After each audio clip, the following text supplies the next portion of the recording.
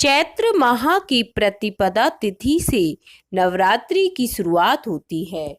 इसी दिन से हिंदू नववर्ष का भी आरंभ हो जाता है। चैत्र नवरात्रि से अगले 9 दिनों तक माँ दुर्गा के 9 स्वरूपों की पूजा होती है। इस साल चैत्र नवरात्रि 22 मार्च से शुरू हो रही है। चैत्र नवरात्रि से पहले अपने घर की अच्छी तरह साफ सफाई करें और घर में शुभता बढ़ाने वाली कुछ विशेष चीजों को जरूर लेकर आएं। नवरात्रि के दौरान घर में सोने या चांदी का सिक्का लाना भी विशेष शुभ माना जाता है।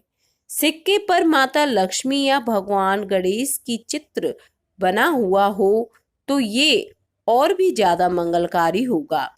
इसे लेकर अपने घर के मंदिर में स्थापित कर दें। घर की बैठक में अगर पीतल का एक छोटा सा हाथी रख लें तो घर में सकारात्मक ऊर्जा का प्रवेश होता है। पीतल का हाथी ना सिर्फ नकारात्मक ऊर्जा को दूर रखता है बल्कि कामयाबी के रास्ते भी खोलता है। चैत्र नवरात्रि में आप इसे भी घर लेकर आ सकते हैं, लेकिन ख्याल रखें कि इस हाथी की सूंड ऊपर की तरफ उठी होनी चाहिए। चैत्र नवरात्रि के दौरान आप खास धातुओं से बना श्रीयंत्र भी लेकर आ सकते हैं। ऐसा कहते हैं कि सोने से बना श्रीयंत्र हमेशा प्रभावशाली रहता है, जबकि चांदी के श्रीयंत्र का शुभ प्रभाव 11 साल तक रहता है। वहीं तांबे से बने श्रीयंत्र की शक्ति 2 साल बाद समाप्त हो जाती है। तो आप अपनी क्षमता अनुसार कोई भी श्रीयंत्र घर लेकर आ सकते हैं। नवरात्रि से पहले घर में 16 श्रृंगार का सामान लेकर आना बहुत ही शुभ माना जाता है। इस सामग्री को घर के मंदिर में स्थापित करने से माँ दुर्गा की कृपा सदैव बनी रहती है और पति को दीर्घायु का वरदान भी प्राप्त होता है।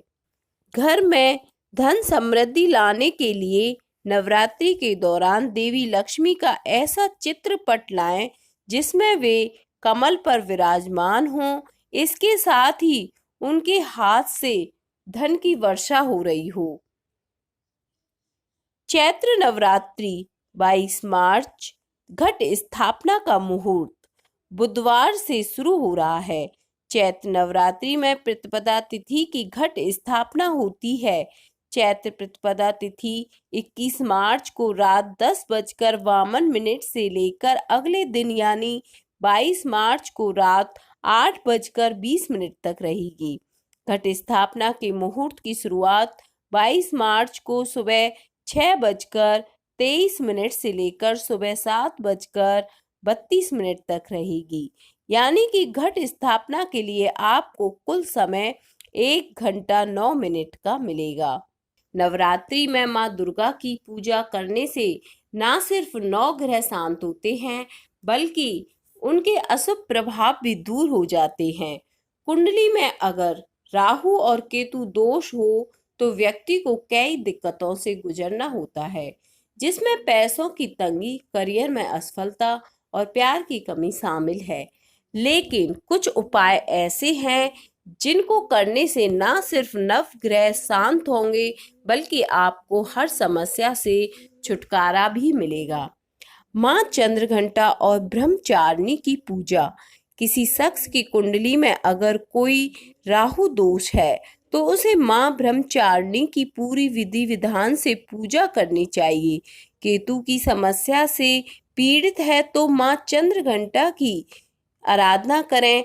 नवरात्रि में इन देवियों की पूजा करने से आपको इन दोनों पापी ग्रहों के अशुभ प्रभाव से निजात मिलेगी। चंदन का पाउडर। अगर आप नहाने के पानी में चंदन का पाउडर डालकर स्नान करते हैं तो कुंडली में राहु के दोष खत्म हो जाते हैं। नवरात्रि से इन उपायों को शुरू करें और लगातार 3 महीने तक करने से फायदा मिलेगा और सारी तकलीफें दूर होंगी। हनुमान जी की आराधना। नवरात्र में माँ दुर्गा के साथ साथ हनुमान जी और भगवान शंकर की पूजा करने से राहु और केतु परेशान नहीं करते। अगर नवरात्र में आप हर दिन शिव सहस्त्र नाम और हनुमान सहस्त्र नाम का पाठ करते हैं तो कुंडली में राहु केतु के नकारात्मक प्रभाव खत्म हो जाते हैं। अगर आप राहु दोष से मुक्ति चाहते हैं तो नवरात्रि में चांदी का एक ठोस हाथी खरीद कर लाएं। इसको आप पूजा घर या घर की तिजोरी में भी रख सकते हैं। ऐसा करने और उसके हर दिन दर्शन से कुंडली में राहु के बुरे प्रभाव कम होने लगते हैं और आपको करियर में उन्नति मिलती है। दुर्गा सप्तशती का पाठ नवरात्र के 9 दिनों में करने से राहु केतु के बुरे असर कम हो जाते हैं। दुर्गा सप्तशती का पाठ करने से न सिर्फ मां प्रसन्न होती है बल्कि भक्तों को इन 2 पापी ग्रहों की बुरी नजर से भी बचाती है।